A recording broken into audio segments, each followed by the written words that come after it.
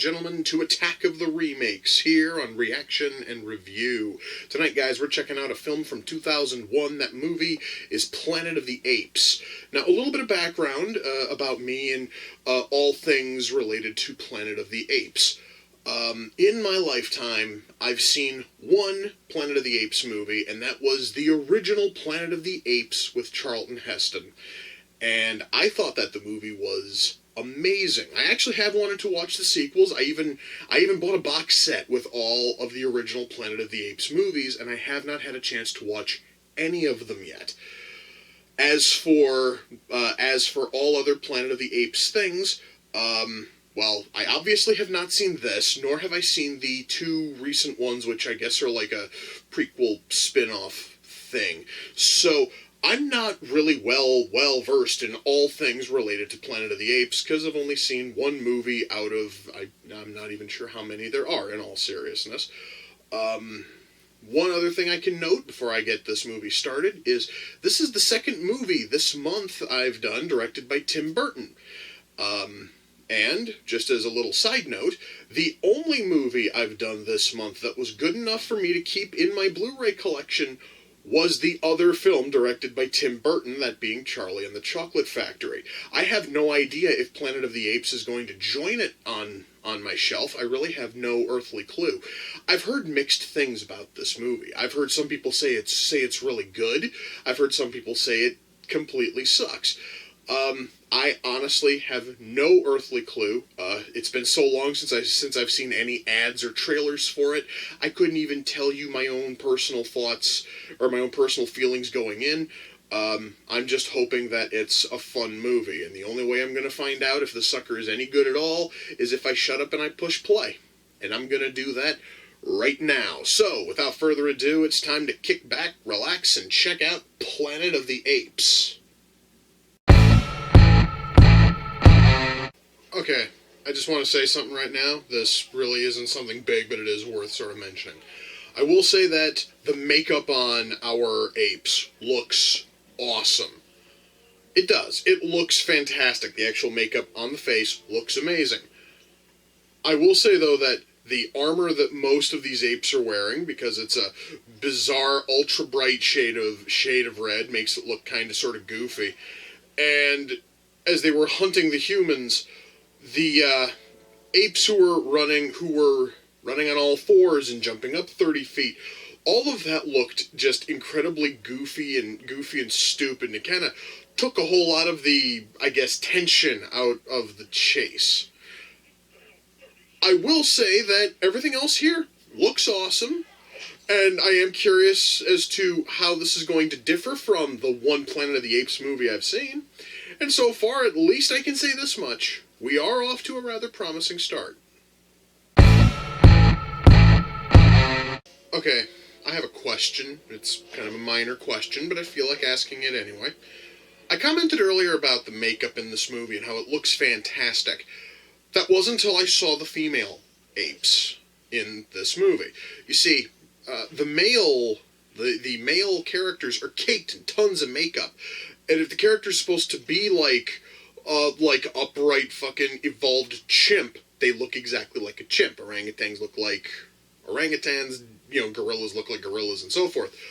But every female ape has almost no, I guess we can call them ape-like features, and they look more human than gorilla or, any other, I guess we can call them lesser apes. And it just looks a little bit weird. It really does. I guess I was kind of expecting every single ape to all look, ultra detailed, but the makeup on all of our female apes is incredibly lacking, and it's actually pulling me out of the movie a little bit, because it's so poor in comparison to the male ape makeup. I just kind of wanted to share that, guys. It was just something I kind of noticed. Okay, I really didn't think a whole lot about it the first couple of times it happened, but it's getting creepier with every passing scene. The senator's daughter, I should mention, is an ape, with minimal ape makeup as per the rules of this movie, apparently, has been making fucking gaga eyes at Marky Mark since the moment she first saw him. Here's the thing. The whole idea of a human and an ape. I don't care if that ape is evolved or not. The very thought of a human and an ape, any kind of flirting between the two, just feels creepy and wrong. I really hope that it doesn't go beyond her flashing fucking gaga eyes and coming about an inch away from trying to make out with him, because that's happened too. She's come real close to that, and it was exceptionally creepy. Just saying, I really hope it doesn't go beyond that, because if it does, then this movie's gonna get really creepy really fucking fast. You know, guys, it's really cool that we're able to see what all happened to cause this station to crash, to cause fucking Leo's station to crash onto this planet. But, you know, I'm honestly a bit more fascinated by the fact that the space station crashed. There are remnants and fractures and ruins everywhere, but apparently the tech surrounding the database, as well as the video screen that shows it, are still functioning. After so much time where there was caked on dirt, not fucking dust, straight up caked on dirt on the video screen. He actually had to pry that shit off. It still worked, though. In fact, now that I see a wider shot of the station, it looks like it burned up coming into the planet. It burned up on fucking re-entry. But all of their, you know, sensitive tech still works. How does that make any sense at all? Holy shit. You know, guys, I would love to say that I care about anything in this final act. Unfortunately, about the last 15 minutes or so has been a massive, colossal, it's been a huge, like, clusterfuck. And it's not even been a good clusterfuck. It's been kind of a boring one, which, considering the fact that it was a battle with, you know, hundreds of humans and hundreds of apes, big, massive battle, I couldn't bring myself to care about any of it. And now the monkey from the start of the film has landed because his space pod apparently got launched to this point in time, and I just can't bring myself to care. This movie started off so strong, man, and like the last 20 minutes, half hour or so, it's been kind of boring. Well, guys, that was Planet of the Apes. Let's shut that off. Jesus Christ. Okay, what the hell? First thing I'm going to have to talk about is the ending, and there's going to be spoilers here. I'm going to warn you right now. If you really don't care about... And mind you, I'm not only going to spoil this, I'm also going to spoil the original Planet of the Apes, in case you haven't seen that one. If you really don't want either of those spoiled, you are going to want to mute the audio, and when I go like this, that means you're free to come back. So go ahead and mute if you don't want spoilers. So to the two of you who, to all but the two of you who muted, let's talk about this ending. Jesus fucking Christ. Okay, so one of the most iconic things about the original Planet of the Apes was the ending, which is when both our main character and the viewer are struck with the startling realization, the almost crippling realization that the planet that we've been on the whole time is a post-apocalyptic Earth, where humans were wiped out and the lesser apes evolved, and we're treated to that by seeing the ruins of the Statue of Liberty alongside a beach. Really cool. It fucking sticks with you. It's really awesome. It would have been nice if we'd have gotten something similar to that here instead. Wahlberg's character Leo is able to hop into a functional space pod, the one that just showed up on the planet, flies back through the very storm that launched him to that planet in the first place. He makes a beeline for Earth, which takes all of 30 seconds, so that kind of tells me that that kind of tells me that the fucking, station must not have been that far from Earth in the first place. He crash lands in Washington D.C. and discovers that what used to be the Lincoln Memorial is now a memorial to the film's villain, General Thade. And then Leo discovers that every single ape on the planet, every human on the planet is now a fully evolved ape. There is absolutely no fucking attempt to freaking explain any of it. It made no fucking sense at all. It came completely out of left field, and it honestly made a slightly boring movie a little bit stupider. The ending was terrible, guys. I'm just gonna say that. Welcome back to the few of you who decided to mute. Without going into spoilers for you, I'm just going to say that the ending was fucking terrible, and it made no goddamn sense at all. Seriously, I'm trying to figure out what the fuck was the logic behind that ending, and I'm probably never going to really know. So, barring the ending, what else is there to really talk about in terms of writing? Well, one problem which this movie has, and it's kind of a noticeable problem, is that there's a shocking lack of character depth. And when I say that, I mean that almost nobody here has any kind of a character arc outside of the fact that our main character, Leo, perhaps maybe has a newfound appreciation for apes. Because one of the big messages, apparently, because like one of the messages which is sometimes hammered into the viewer's head is that we shouldn't keep apes in cages. Which I guess makes sense, and also there was that one point where he mentions that our apes are gone because we cut down their forests. Hint, hint, wink, wink. We have to save the fucking forests. And all of that shit, guys, has got all of that shit has got the fucking subtlety of it. It really has all the subtlety of cannon fucking fire. So you can kind of tell that they wanted to hammer home that kind of message, which is totally fine. At least it's a good message. It's just we probably didn't fucking need it done as fucking often. Just saying.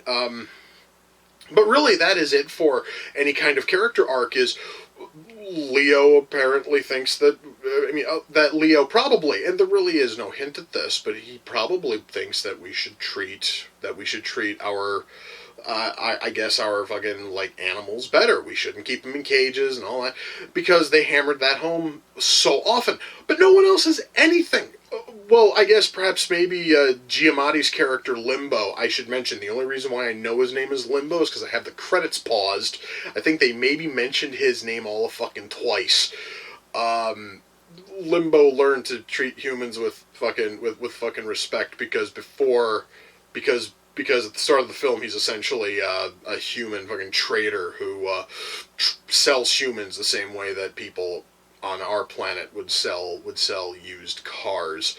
And that really is his entire character, is he's basically this scummy, used, he basically has the personality of a scumbag used fucking car, salesman, but he doesn't have any other personality beyond that, and he has no fucking arc outside of learning essentially that the handcuffs he uses on the humans are really fucking tight, and that he should treat humans with a touch more respect. In fact, guys, that honest to God is about the only arc anybody in this film has. Is most of the apes learn that the humans are equals to them. Most of the humans learn that the apes are equals to them. There is no fucking arc beyond that. There's no character depth beyond any of that. The only one who might have even the slightest bit of personality is what the hell is her name again? Let me take a look at the credits. Ari, who is our female ape, lead. The one who I mentioned was making fucking eyes and kind of flirting with Wahlberg's character Leo. closest thing that she has to a personality is she's apparently this planet's version of a fucking hippie, and she believes that humans should be treated as equals, and just a bunch of other shit. It comes off as kind of preachy. In fact, if there's any character who does most of the preaching about keeping things in cages and all that, it's from her. And if she wasn't there, the movie would probably have been a little bit better. Unfortunately, then we wouldn't have had a plot, because she's the reason why the humans all escaped in the first place. I couldn't tell you any character's name without having a fucking cast list in front of me. Because nobody honestly is built up at all. You almost never learn any. You learn almost no characters' names outside of Leo and Thade, and that's because there are, and that is because they are our primary hero and our primary villain. I could not have told you the name of any other character throughout this entire fucking movie. Because they don't bother to really tell you who any of these characters are or why you should care about them. Charlton Heston is in this fucking movie. I actually had to look up a cast list beforehand to find out that he's playing fucking Zeus, and that he's Thade's father. It's like, okay, so at least we have Charlton Heston in there. That's awesome, and he's playing fucking Zeus. That's a fantastic reference. But anyway, in terms of character, there is no fucking decent writing there at all in terms of character. In terms of the plot, the second half of the film drags because it's all building up to this giant fight between humans and apes, and the whole thing is just one massive just clusterfuck, and it's not a fun clusterfuck to watch. In fact, honestly, if anything, the second half of the film is painfully boring because it literally goes fucking nowhere and leads to a battle that ultimately amounts to nothing. And then we have the ending, which, Jesus, fuck the ending in this goddamn movie. It was fucking stupid. So, writing here is a fucking mess. It is. It fucking started off promising. It could have totally built up into something really awesome. I really do like the fact that it is noticeably different from the original Planet of the Apes movie, and that it was trying to go in and do its own thing. Unfortunately, it kind of sort of went about a dull, boring plotting way of going its own way, and it suffers because of it. Now, as much as I can say that the writing, at least to me, just did not fucking work, I will say that the acting here is spectacular from almost the entire cast. I'm talking. Wahlberg's acting was good. Michael fucking Clark, Duncan's acting was good. Giamatti's acting was good. Helena Bonham Carter was good. Charlton Heston, for the 2 minutes that he's in this fucking movie, he does a fantastic job. Everybody here turns in a really good performance, save for one person. And this one person surprises me, because this guy normally can act incredibly well, and that's Tim Roth. And Tim Roth plays our lead villain, Thade. And Tim Roth decided to ham it up. And I'm not talking in a good way, where every other actor is trying to play this shit straight, and they're trying to make it feel at least kind of sort of realistic. Then Tim Roth shows up and begins chewing on the fucking scenery. Painfully so. And it borderline ruins damn near any scene that he's fucking in. So I can say that Tim fucking Roth's acting in this was horrible, especially when compared to the rest of the cast, who turned in a fucking phenomenal job. Perhaps maybe if everybody else kind of sort of was, middling in their fucking acting, I wouldn't have noticed Roth's terrible performance as badly.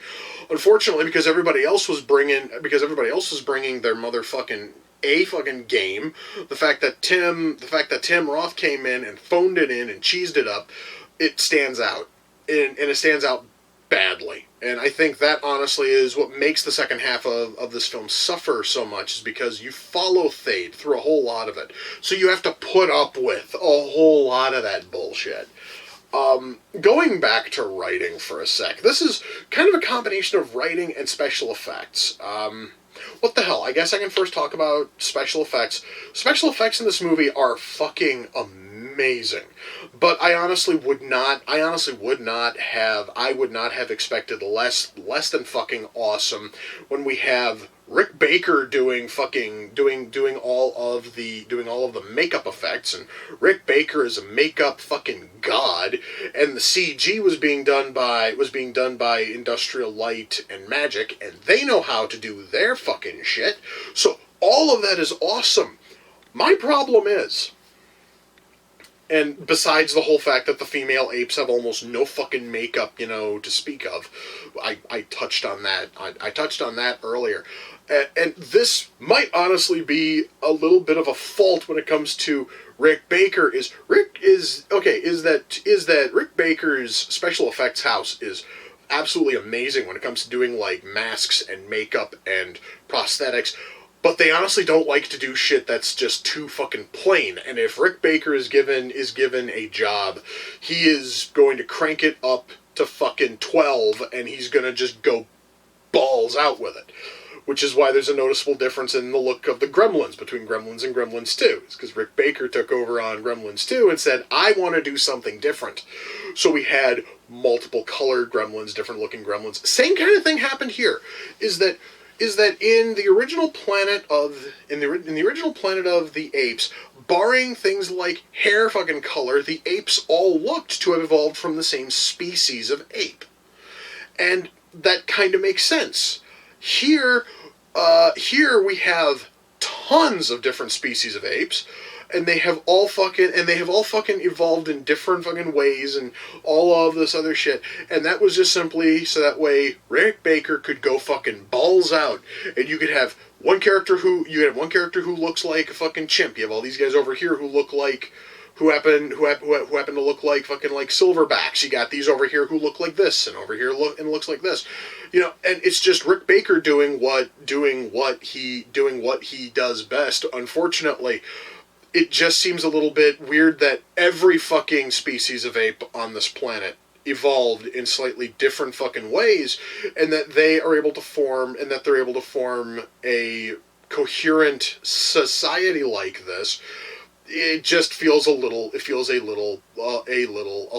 weird. It's just one of those things that doesn't really make a lot of sense. On top of the fact that the female apes don't have a whole lot of makeup, and the males are absolutely drenched in makeup and hair and everything else, just that way they actually look like apes.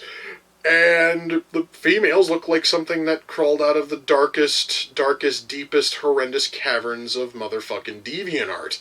So, that right there is a little bit of an issue. However, if we were to look past the whole,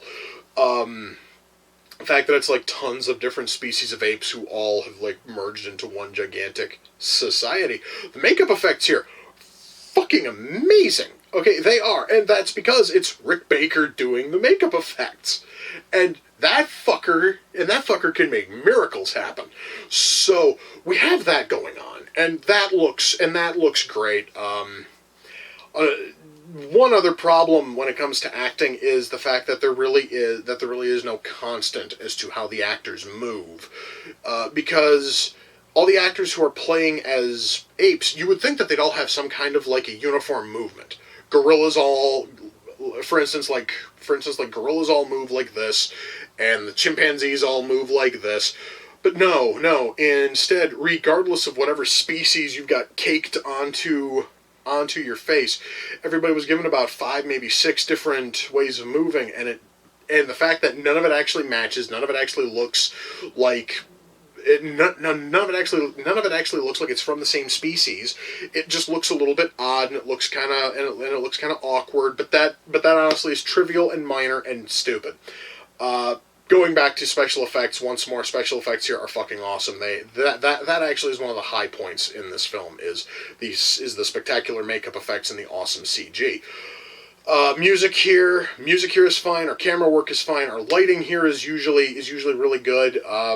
Everything honestly is shot really, really well until that final fucking battle when you see more dust than people. Costuming here is fine. Again, that kind of ties in with the makeup, because makeup and costuming are usually in the same realm whenever people talk about it. ultimately, can I recommend Planet of the Apes?